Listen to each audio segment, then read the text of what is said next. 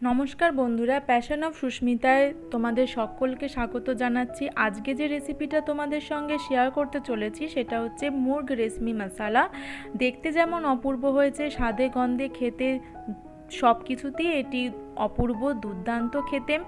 তো আর বেশি দেরি করব না, শুধু একটাই কথা বলবো যে তোমরা এটা অবশ্যই ট্রাই করো। আশা করছি তোমাদের ভালো লাগবে।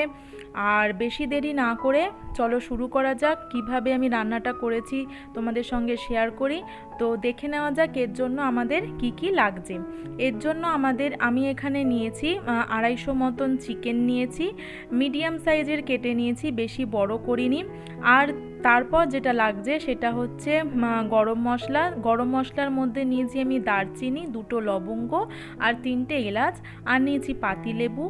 আর এখানে নিয়েছি 2 চামচ ধনে গুঁড়ো, 1 চামচ হলুদ গুঁড়ো, পরিমাণ মতো নুন। আর এখানে আমি কাঁচা লঙ্কা, 4-5টা কাঁচা লঙ্কা আর 10-12টা কাজু বাদাম পেস্ট করে নিয়েছি একসাথে। আর নিয়েছি 1 চামচ আদা বাটা। আর এখানে 2টো মিডিয়াম সাইজ পেঁয়াজ আমি ঘষে নিয়েছি, রসুনটাও ঘষে নিয়েছি। আর নিয়েছি 2 টেবিল চামচ আমুল ফ্রেশ ক্রিম। আর নিয়েছি 3 টেবিল চামচ টক দই। এবার আমি একে একে এই মিশ্রণগুলো সব মিশিয়ে নেব। এখানে ম্যারিনেট করা আমার হয়ে গেছে। এই ম্যারিনেশনটা আমি মোটামুটি আধ ঘন্টা থেকে 1 ঘন্টা অবধি রেখে দেওয়া।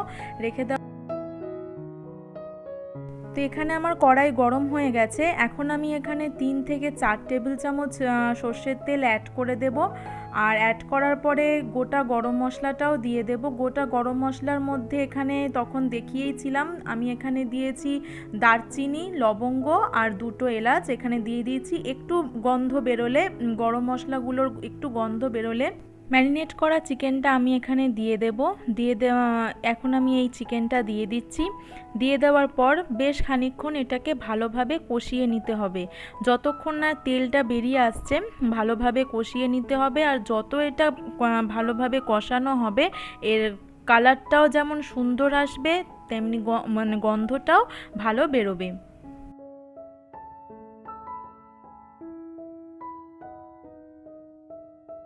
তো দেখতেই পাচ্ছ এখানে এখন মশলা থেকে অনেকটাই তেল বেরিয়ে এসেছে। আর আমি এখন এখানে একটু জল দিয়ে দেব। এখানে আন্দাজ মতো যে যার মতো জল দিয়ে দেবে। আমি এখানে 1 কাপ মতন জল দিয়েছি।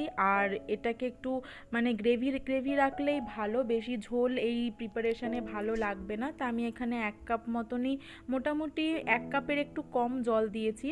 আর আমি এখন এখানে দিয়ে দিচ্ছি পরিমাণ মতো নুন। আর তার সঙ্গে এখানে দিয়ে দেব গরম মশলা গুঁড়ো।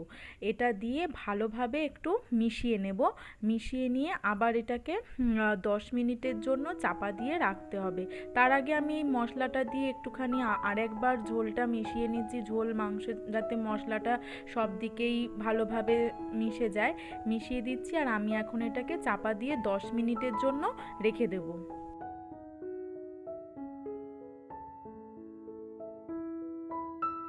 10 মিনিট হয়ে গেছে। দেখো মাংসটা খুব সুন্দরভাবে সেদ্ধ হয়ে গেছে।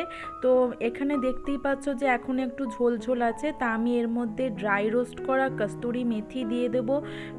আর তোমরা চাইলে দিতেও পারো, নাও দিতে পারো, এটা টোটালি অপশনাল, কিন্তু দিলে টেস্টটা ভালোই আসে। আর এরপর আরেকটুখানি আমি খানিকক্ষণ ফুটিয়ে নেব। আর ফুটিয়ে নিয়ে আমাদের তৈরি হয়ে যাবে মুর্গ রেশমি মশালা। এটা নান, বেবি নান, লাচ্ছা পরাঠা, তন্দুরি রুটি যে কোনো আইটেমের সঙ্গে খুবই ভালো লাগে। আর তোমরা বাড়িতে এটা অবশ্যই ট্রাই করো। আশা করছি তোমাদের খুব ভালো লাগবে। আর ভালো লাগলে কমেন্টে আমাকে জানিও। যারা সাবস্ক্রাইব করেছো তাদের অসংখ্য ধন্যবাদ। আর যারা এখনও পর্যন্ত করোনি প্লিজ এই চ্যানেলটাকে সাবস্ক্রাইব করে নিও, যাতে পরবর্তী রেসিপি নিয়ে তোমাদের সাথে আমি আবার শেয়ার করতে পারি। তো আজকের মতন এই পর্যন্তই। আরেকবার বলবো যে তোমরা বাড়িতে অবশ্যই ট্রাই করো।